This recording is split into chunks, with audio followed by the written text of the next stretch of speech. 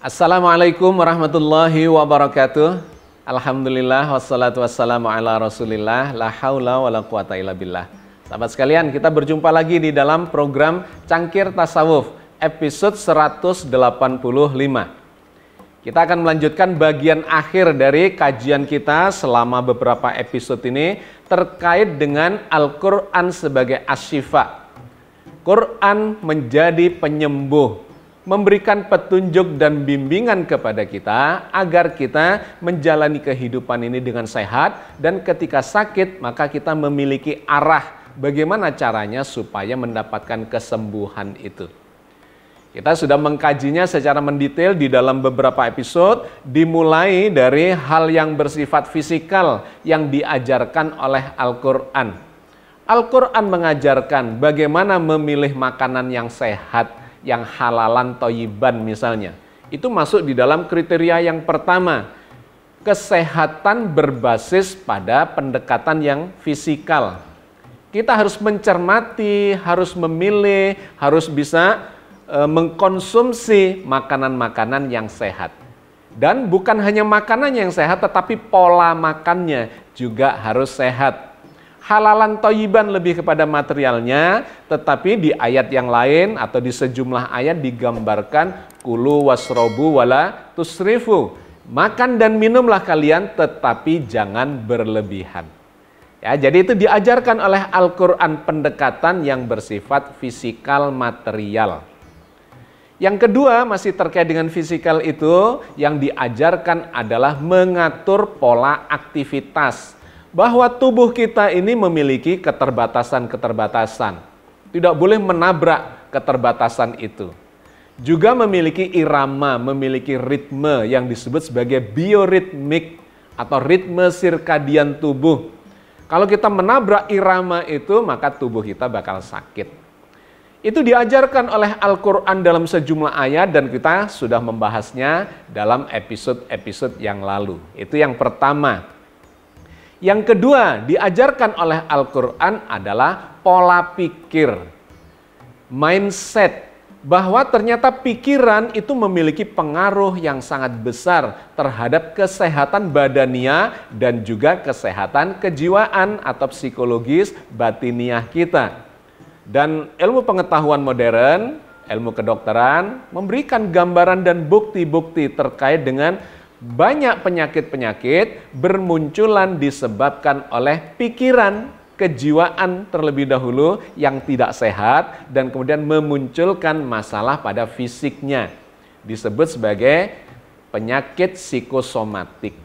Kemudian masih di dalam ranah yang kedua ini, yaitu kesehatan dengan pendekatan kejiwaan atau batiniah atau psikologis ini, ada yang disebut sebagai efek placebo terkait dengan sugesti.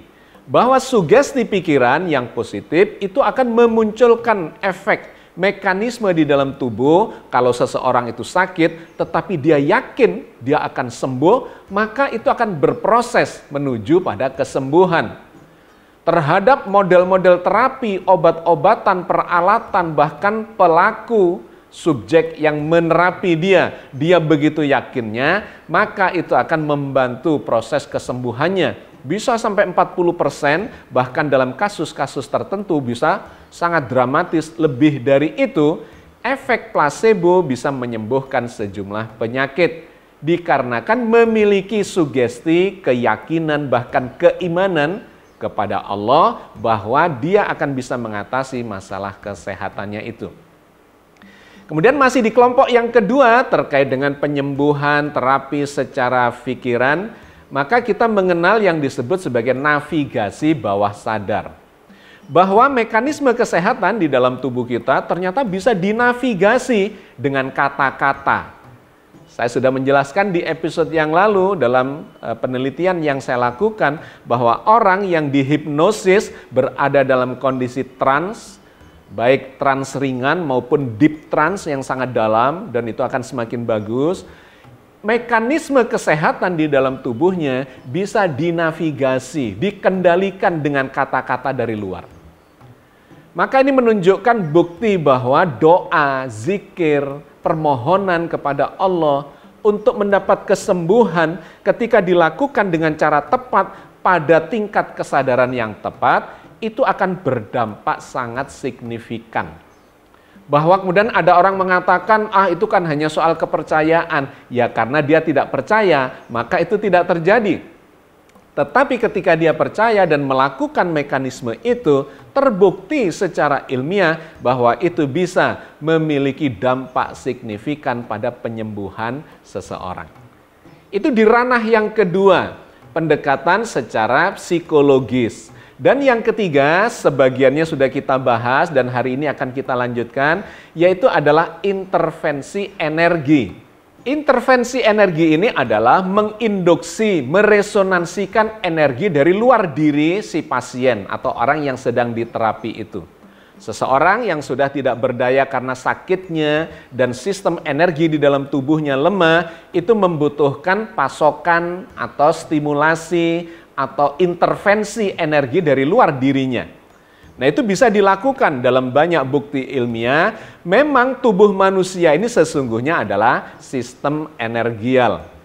Kita sudah membahas di episode yang lalu bahwa secara pendekatan energi, bahkan ini di dalam fisika modern sudah digambarkan oleh beberapa ilmuwan dan mendapat hadiah Nobel, di antaranya oleh Einstein, yang menggambarkan bahwa materi tubuh kita termasuk adalah eksistensi yang tersusun dari materi-materi, dari sel, dari molekul, dari atom, ya, dari partikel-partikel subatomik dan seterusnya, itu membuat atau membentuk sistem energial. Kata Einstein, energi E sama dengan mc kuadrat, M itu materi atau massa. Artinya energi terbentuk, tercipta dikarenakan ada massa, ada energi, besarnya dikalikan kecepatan cahaya kuadrat. Dan sebaliknya materi bisa dibentuk dari energi yang mengkristal. Ya, jadi poin pertama secara ilmiah diberikan data atau bukti bahwa materi dan energi itu bisa saling berubah. Energi menjadi materi, materi menjadi energi. Satu.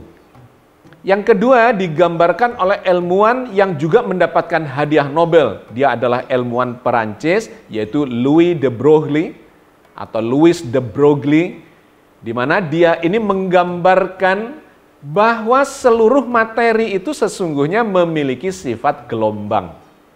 Jadi kalau kita melihat batu ukurannya besar, selain dia berbentuk materi, berwujud material, sesungguhnya dia memiliki getaran-getaran di dalamnya. Cuman memang karena ukurannya besar, getarannya tidak terukur dalam skala besar itu. Tapi ketika kita kecilkan, lihat penyusunnya, batu disusun oleh molekul. Molekul itu ternyata bergetar-getar. Molekulnya tersusun dari atom. Atomnya bergetar-getar.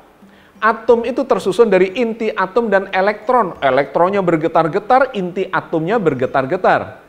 Terus sampai ke dalam subatomik, ada proton, ada neutron, ada quark, sampai ke partikel-partikel kuantum. Semuanya itu bergetar-getar, memunculkan gelombang atau memiliki gelombang. Hanya saja di level yang besar, gelombangnya tidak tertangkap, terukur dengan baik atau sangat lemah karena ukurannya besar. Tetapi semakin kecil dia, semakin ringan, maka getarannya akan semakin terukur dan kemudian di skala partikel-partikel subatomik atau partikel kuantum itu menjadi sepenuhnya bersifat gelombang.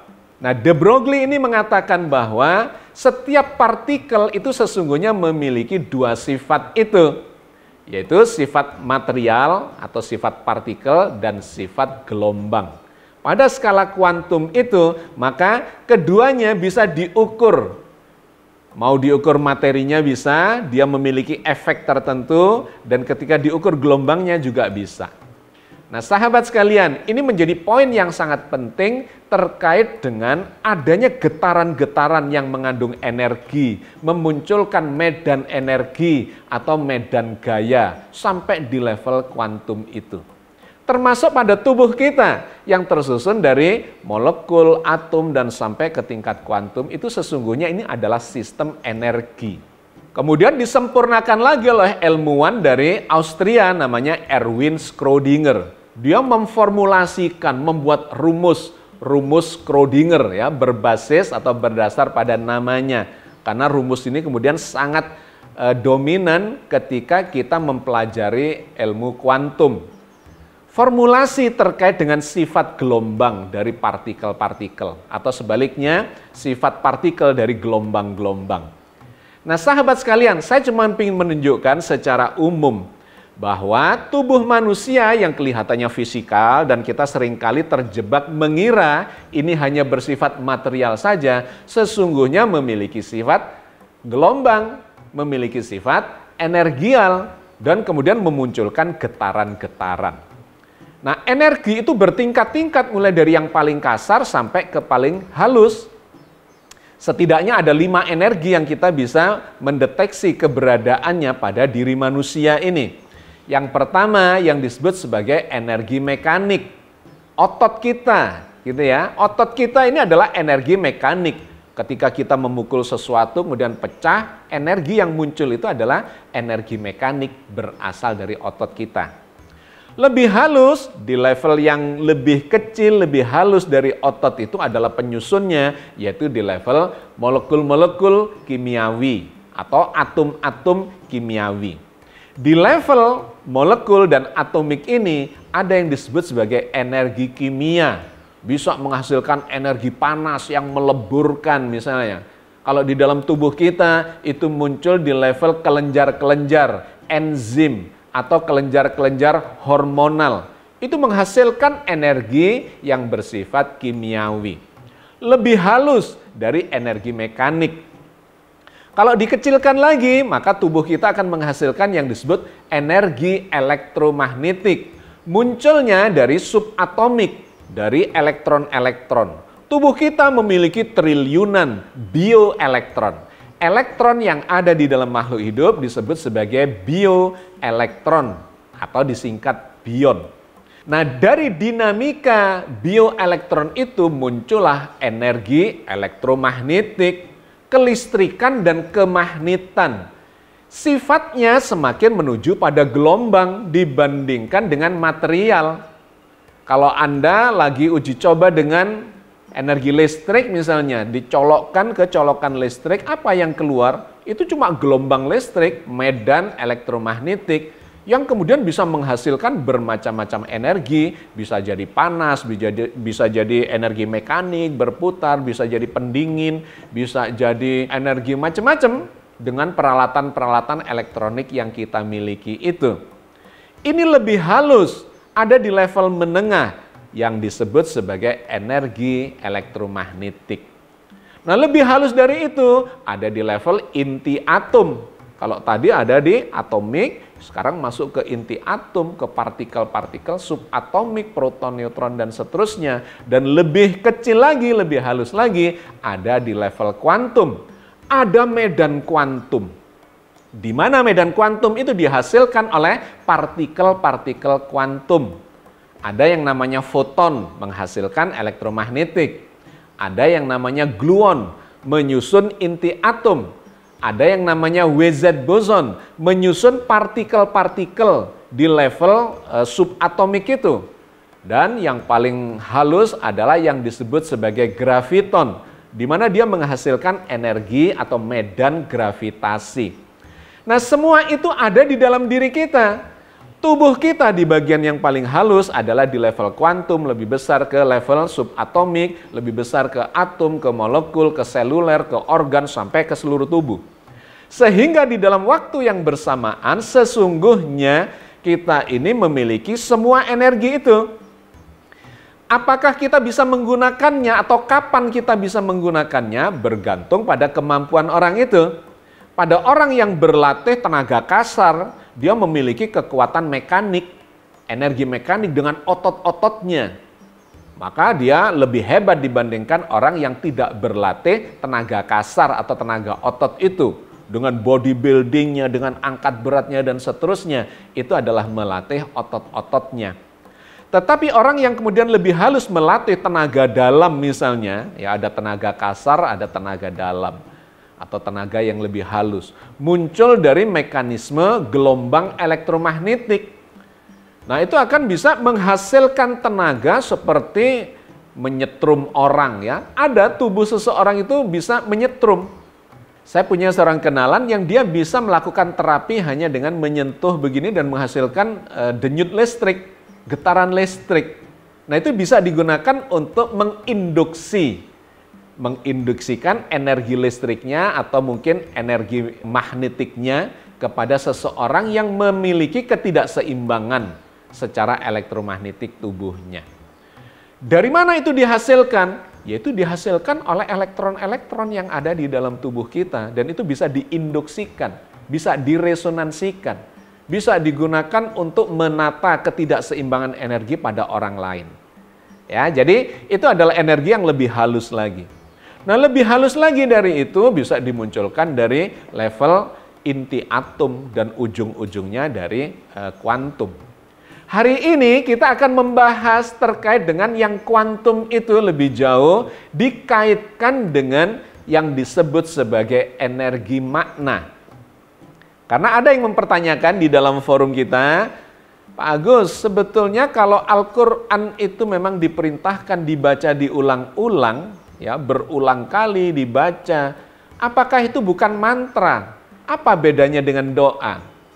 Sesungguhnya ini sudah kita kaji di episode-episode yang lalu, bedanya mantra dengan doa. Mantra itu diulang-ulang, iya, doa juga diulang-ulang, tetapi ada perbedaan yang sangat mendasar. Mantra itu dibaca dengan tidak memahami maknanya.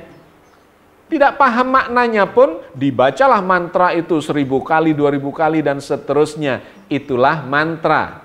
Yang kedua, mantra itu langsung ditujukan kepada orang yang misalnya sedang kita terapi. Seakan-akan mantranya ini punya energi dan kemudian langsung kita bacakan ke dia dan dia mendapat energi dari mantra itu. Itu adalah mantra. Berbeda dengan doa. Doa itu dilakukan dengan penuh penghayatan, faham maknanya. Itu poin pentingnya. Dan yang kedua, ditujukannya kepada Allah, bermohon kepada Allah supaya Allah memberikan kemudahan, memberikan kekuatan, memberikan penyembuhan, ya, memberikan segala macam yang sedang kita butuhkan, kita doakan. Jadi bukan berarti kalau diulang-ulang mantra itu kemudian doa juga diulang-ulang itu berarti sama, bukan. Yang diajarkan oleh Al-Quran sesungguhnya adalah berdoa kepada Allah, bukan membaca mantra. Nah, di dalam doa itu ada yang disebut sebagai energi makna. Energinya itu muncul dari ketika kita memahami maknanya.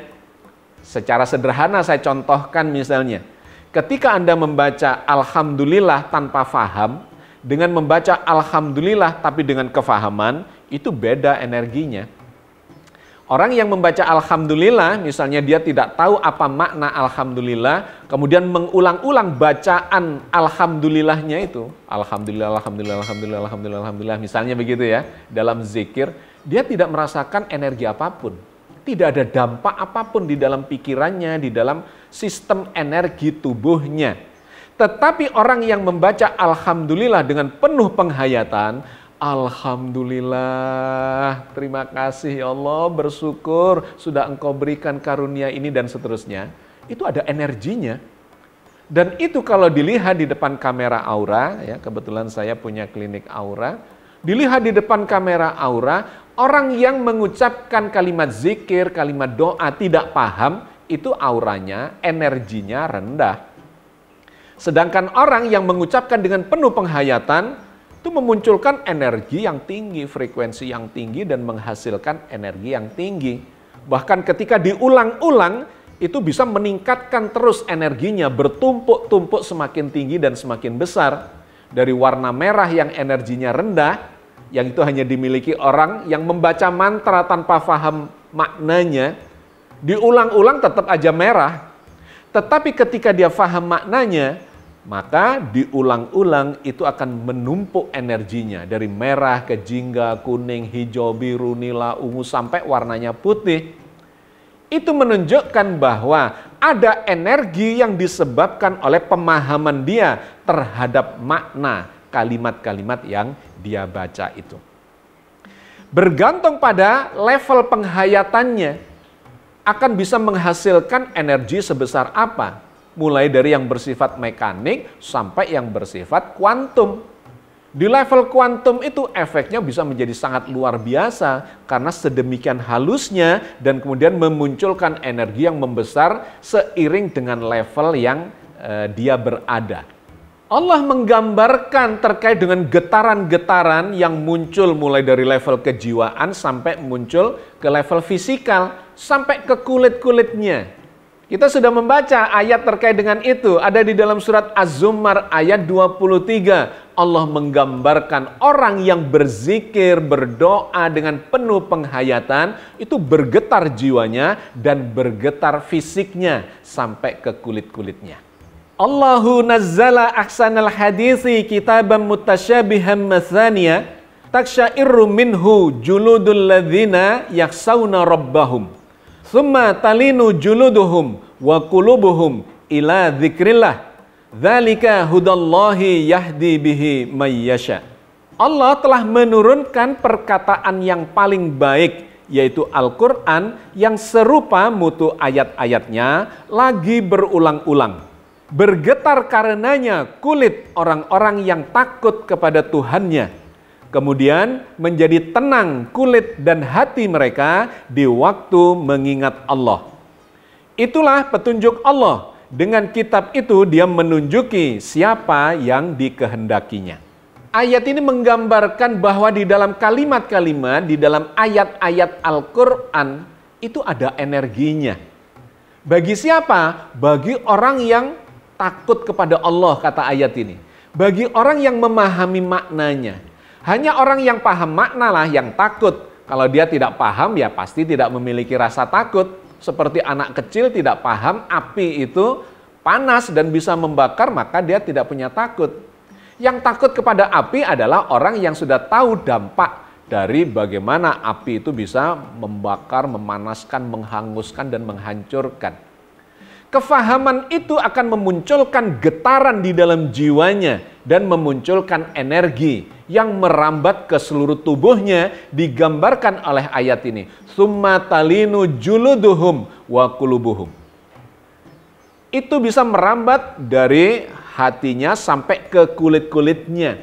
Dan orang itu kemudian menjadi tenang ketika dia berzikir mengingat Allah yang Maha Pemurah lagi Maha Penyayang.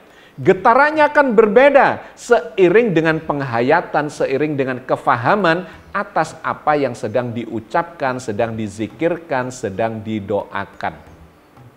Itulah yang disebut sebagai energi makna, dan itu sifatnya adalah gelombang. Kalau kita telisik itu semakin halus sesungguhnya muncul dari level kuantum. Nah, energi makna yang sangat besar ini sesungguhnya berada di dalam jiwa kita, bahkan lebih halus lagi bersumber dari roh kita. Ini sangat khas, tidak dimiliki oleh benda mati.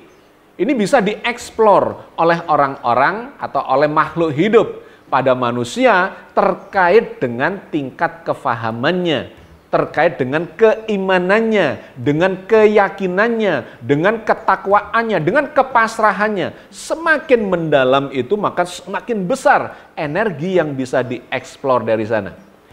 Allah berfirman di dalam surat Al-Hasyr ayat 21 menggambarkan betapa besarnya energi makna itu. Yang kalau itu diturunkan kepada gunung, gunung itu bisa hancur. Al-Quran itu mengandung energi, kata Allah di dalam surat Al-Hasr ayat 21. Tetapi energinya itu sesungguhnya dimiliki oleh orang-orang yang bisa memahami makna Al-Quran Al-Karim. Lau anzalna hadzal Qur'ana ala jabalil la ra'aitahu khasyam mutasaddiam min khasyatillah wa tilkal amsalu nadribuha lin-nasi la'allahum yatafakkarun. Kalau sekiranya kami turunkan Al-Quran ini kepada sebuah gunung, pasti kamu akan melihatnya tunduk terpecah belah disebabkan ketakutannya kepada Allah. Dan perumpamaan-perumpamaan itu kami buat untuk manusia supaya mereka berpikir. Ayat ini sangat menarik menggambarkan atau memberikan perumpamaan, sebuah analogi. Energi Al-Quran itu sangat besar sesungguhnya yang kalau diturunkan ke gunung, gunung itu akan hancur karena ketakutannya. Ada kata ketakutan itu menunjukkan pada makna yang terkandung di dalam Al-Quran itu. Karena apa yang tertulis di dalam Al-Quran secara fisikal, yang kalau ini dibaca, sekedar dibaca sebagai jampi-jampi, maka tadi saya katakan itu tidak mengandung energi besar. Seorang kawan saya mengatakan, Mas, Al-Quran ini energinya besar loh. Katanya surat Al-Hasr ayat 21 itu kalau diturunkan ke gunung, maka dia akan hancur. Terus kawan saya mengambil mushaf Quran ini, ditaruh di gunung itu. Loh kok tidak hancur? Iya, karena memang energinya itu bukan pada tulisannya, bukan pada teksnya, melainkan pada kandungannya. Hanya orang-orang yang faham maknanya sampai merasakan penghayatan karena takut, karena perasaan yang sangat mengagungkan Allah, mengakui kebesaran Allah dan seterusnya. Semakin tinggi penghayatannya pada ayat-ayat Quran itu, maka akan memunculkan energi yang semakin besar. Orang yang membaca Al-Quran dengan penuh penghayatan, maka kata Al-Quran memunculkan energi dalam bentuk getaran-getaran gelombang elektromagnetik sampai kepada tingkat kuantum itu yang menghasilkan energinya seiring dengan nilai penghayatan dan keyakinannya atau keimanannya, bahkan kepasrahannya kepada Allah. Sehingga kita melihat pada para nabi yang mengalami masalah berat, ketika dia bermohon kepada Allah, berdoa kepada Allah, bahkan berserah diri kepada Allah, maka itu bisa memunculkan yang namanya mukjizat. Dari mana itu munculnya? Dikarenakan itu bisa memicu, menstimulasi aktifnya energi yang sangat besar di level yang paling halus. Ketika kita semakin meninggalkan sifat fisikal kita, menuju kepada spiritualitas yang semakin dalam, menuju pada jiwa, bahkan menuju pada kualitas ruh kita, maka justru energinya semakin besar. Tapi orang-orang yang lebih mengandalkan kekuatan kasarnya, fisikalnya, tidak pada batiniahnya, apalagi sampai level jiwa dan ruhnya, maka yang keluar energinya rendah. Itulah sebabnya para nabi, bahkan orang biasa pun ketika berserah diri kepada Allah dengan sepenuhnya, itu bisa memunculkan keajaiban atau bisa memunculkan mukjizat yang dialami oleh para nabi. Pada orang-orang biasa yang berdoa kepada Allah dengan penuh penghayatan dan kemudian tingkat kepasrahan yang sangat tinggi, itu tiba-tiba bisa menghasilkan sistem energi yang menstimulasi energi yang paling dahsyat yang tersimpan di dalam setiap diri kita sesungguhnya, tetapi tidak semua orang bisa mengaktifkan itu. Pada para nabi lebih hebat lagi, yang digambarkan pada Nabi Musa ketika sudah tidak tahu apa lagi yang harus dia lakukan ketika dikejar oleh Fir'aun sampai di tepi Laut Merah itu. Kepasrahan yang dalam kepada Allah, kemudian mohon petunjuk kepada Allah, menjadikan Nabi kemudian diberi wahyu oleh Allah. Terinspirasi, disuruh memukulkan tongkatnya ke pantai itu dan memunculkan energi yang sangat besar. patahlah lempeng buminya dan kemudian airnya menjadi surut seperti mekanisme tsunami itu. Kemudian Nabi Musa beserta Bani Israel bisa menyeberang, dan ketika dikejar oleh Fir'aun, Musa sudah sampai di seberang, Fir'aun masih di tengah lautan atau selat yang sedang diseberangi itu. Airnya kemudian datang lagi, tsunami menggulung dia dan pasukannya, kemudian matilah, binasalah semuanya.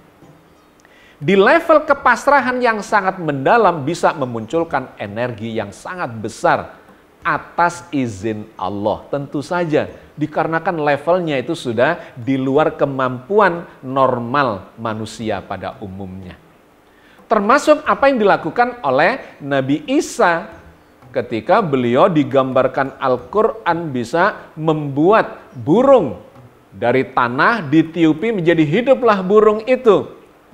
Atau menyembuhkan penyakit yang bawaan sejak lahir, buta sejak lahir bisa disembuhkan. Penyakit sopak, vitiligo, kelainan pada kulitnya bisa disembuhkan. Bahkan digambarkan di dalam Al-Quran orang yang sudah meninggal kemudian dihidupkan kembali untuk memberikan kesaksian, setelah itu meninggal lagi atas izin Allah. Allah berfirman di dalam surat Al-Maidah ayat 110. Wa itahluku minat-tini kahai'ati toiri bi'idni fatanfuhu fiha fatakunu toirum bi'idni wa tubri'ul akmaha wal abroso bi'idni wa ituhrijul mauta bi'idni. Dan ingatlah di waktu kamu membentuk dari tanah berupa burung dengan seizinku, kemudian kamu meniup kepadanya, lalu bentuk itu menjadi burung yang sebenarnya dengan seizinku. Dan ingatlah di waktu kamu menyembuhkan orang yang buta sejak lahir dan orang yang berpenyakit sopak, vitiligo, dengan seizinku. Dan ingatlah di waktu kamu mengeluarkan orang mati dari kuburnya dengan seizinku. Sahabat sekalian, apa yang digambarkan oleh Al-Quran ini adalah puncak dari proses munculnya proses energial di dalam tubuh seseorang ketika dia sampai di level yang paling halus, yaitu level kuantum. Karena di level kuantum inilah kemudian akan bisa memunculkan segala macam yang ada, ya realitas jagat raya bahkan itu muncul dari kuantum itu. Di mana keberadaan dari partikel-partikel seperti graviton, WZ boson, gluon, dan foton itu bisa memunculkan ruang, waktu, materi, energi yang memunculkan berbagai macam peristiwa. Kita sudah pernah itu membahas ketika membahas tentang malaikat. Malaikat yang makhluk kuantum, dia bisa mengendalikan segala peristiwa yang ada di seluruh penjuru jagat raya atas izin Allah. Dan ternyata ayat ini memberikan gambaran bahwa itu sesungguhnya juga bisa terjadi pada manusia. Ketika dia mengalami titik puncak dari spiritualitasnya, kepasrahan yang sangat mendalam di level ruhiyah. Yang kalau pada Nabi Isa digambarkan dengan Ruhul Kudus. Di level ruhiyah itu muncullah energi yang luar biasa dahsyatnya yang bisa memunculkan segala macam realitas di sekitarnya.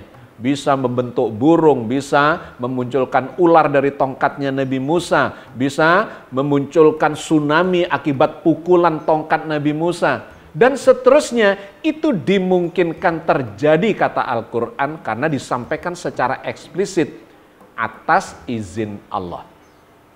Maka sahabat sekalian, meskipun dalam realitas normal kita sangat jarang atau mungkin tidak pernah menyaksikan hal itu, tetapi Al-Quran menggambarkan bahwa itu bisa terjadi. Apa saja yang dikehendaki dan kemudian diizinkan oleh Allah pasti terjadi. Meskipun kita tetap harus kritis, apakah itu digambarkan, diceritakan oleh Al-Quran, ataukah sesungguhnya tidak diceritakan Al-Quran seperti itu.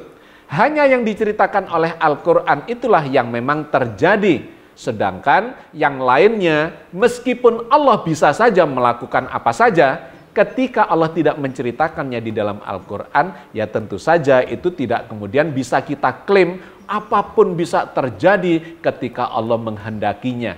Padahal Allah tidak menceritakan, Allah menciptakan atau menjadikan hal itu. Jadi sahabat sekalian, kesimpulannya apa? Pada bagian akhir dari seluruh kajian kita terkait dengan Al-Quran Asy-Syifa, Al-Quran yang bisa menyembuhkan itu. Bahwa Allah memberikan begitu banyak cara untuk membangun kesehatan dan kemudian menyembuhkan penyakit-penyakit yang ada pada diri seseorang. Mulai dari yang bersifat paling kasar sampai kepada yang paling halus, bahkan yang kemudian dianggap sebagai ajaib atau sebagai mukjizat itu. Ketika Allah menghendaki, maka terjadilah dia. Dan sesungguhnya secara realitas ilmiah itu juga dimungkinkan.